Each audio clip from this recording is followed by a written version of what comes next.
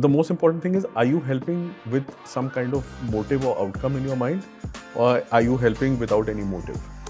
I caused a loss of over $10 million for the company.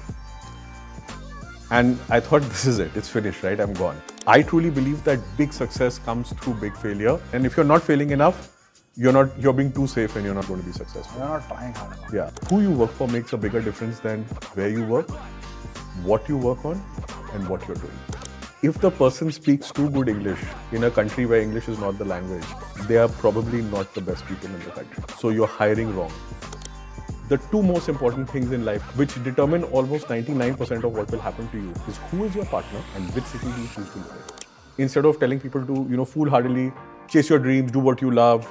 But I think no one or very few people tell you that backstop yourself. How do you protect yourself from failure?